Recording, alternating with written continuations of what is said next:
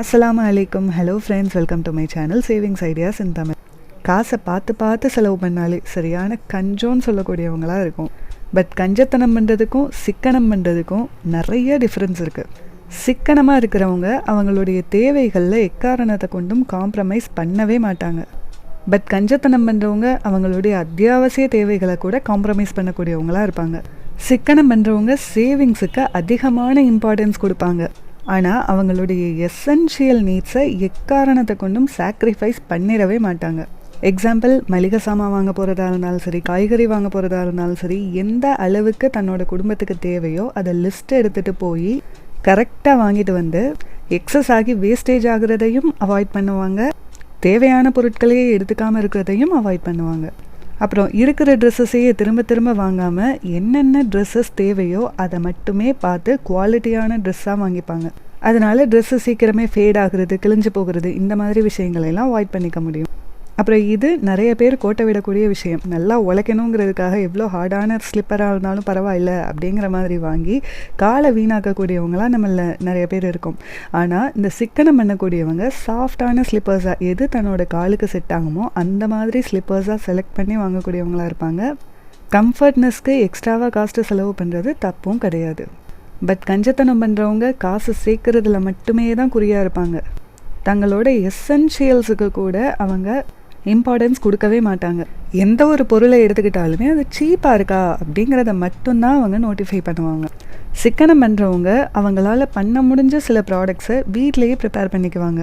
Food ப்ராடக்ட்ஸில் இந்த pepper பவுடர்லாம் ஒரு சிலர் பவுடராகவே வெளியில் வாங்குவாங்க. அது கொஞ்சம் ரேட் கூட இருக்கும். அதுக்கு பெப்பரை கொஞ்சம் வறுத்து நம்மளே அரைச்சிக்கிட்டோன்னா அதுக்கு நமக்கு நிறையா காஸ்ட்டு சேவ் ஆகும்.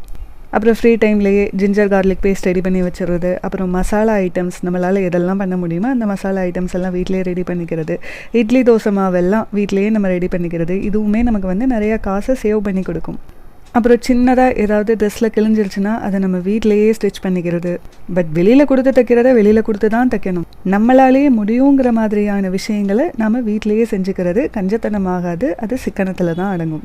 பட் கஞ்சத்தனம் பண்ணுறவங்க நம்மளோட ஒரு சின்ன கேர்லெஸ்னால ஃபுட்டு லைட்டாக கெட்டு போகக்கூடிய ஸ்டேஜுக்கு வந்துருச்சுன்னா இன்னும் முழுசாக கெட்டு போகலை, வேஸ்ட் பண்ணிடக்கூடாது அப்படின்னு தங்களோட வயிற்றுக்குள்ளே போட்டுக்குவாங்க. அதனால தங்களோட உடம்பு கெட்டு போயிடும் அப்படிங்கிறத பற்றி அவங்க திங்க் பண்ணவே மாட்டாங்க.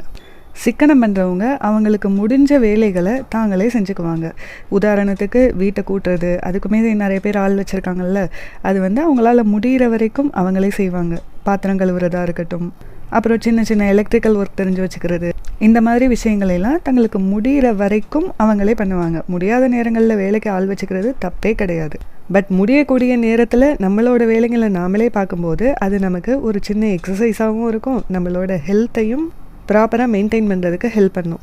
பட் கஞ்சத்தனம் பண்ணுறவங்க இதிலேயே கொஞ்சம் எக்ஸ்ட்ரீமிசமாக போய் தங்களோட சக்திக்கு மீறின வேலைகளையும் தாங்களே செய்கிறதுக்கு ட்ரை பண்ணுவாங்க. அந்த காலத்தில் ஒரு படத்தில் கவுண்டமணி அதிகமாக கஞ்சத்தனம் பண்ணுறவராக இருப்பார். அப்போது இந்த வீட்டில் சாக்கடை அடைச்சிக்கிறோம்ல, அதுக்கு ஜாஸ்தி காசு கேட்குறாங்கன்றதுக்காக தானே போய் க்ளீன் பண்ணுறேங்கிற பேரில் உள்ளே இறங்கி அதுக்கு ஹாஸ்பிட்டலில் நிறைய செலவு வச்சுப்பார்ல, அந்த மாதிரி ஒரு சிலர் தன்னால் முடியாதுன்னு தெரிஞ்சுமே கூட வெளியில் காசு அதிகமாக கொடுக்கறதுக்கு யோசிச்சுக்கிட்டு கஞ்சத்தனம் பண்ணக்கூடியவங்களாக இருப்பாங்க. நாம் எக்காரணத்தை கொண்டும் கஞ்சத்தனமும் பண்ணக்கூடாது. At the same time show off பண்ணுறதுக்காக கடன் வாங்கி ஆடம்பரமாக இருக்கிறது, அப்புறம் பொருட்களை வேஸ்ட் பண்ணுறது, இந்த மாதிரியான விஷயங்களும் பண்ணக்கூடாது. நடுநிலையோட சிக்கனம் பண்ணக்கூடிய சிக்கனவாதிகளாக இருக்கணும். இந்த வீடியோ பிடிச்சிருந்துச்சுன்னா லைக் பண்ணுங்கள். உங்களுக்கும் இதை பற்றின கருத்துக்கள் ஏதாவது இருந்துச்சுன்னா அதை கமெண்ட் செக்ஷனில் ஷேர் பண்ணுங்கள். இந்த மாதிரி யூஸ்ஃபுல் இன்ஃபர்மேஷன்ஸை தெரிஞ்சுக்கிறதுக்கு என்னோடய சேனலை சப்ஸ்கிரைபும் பண்ணி வச்சுக்கோங்க. வேறு ஒரு நல்ல வீடியோவில் மீட் பண்ணலாம். பாய்.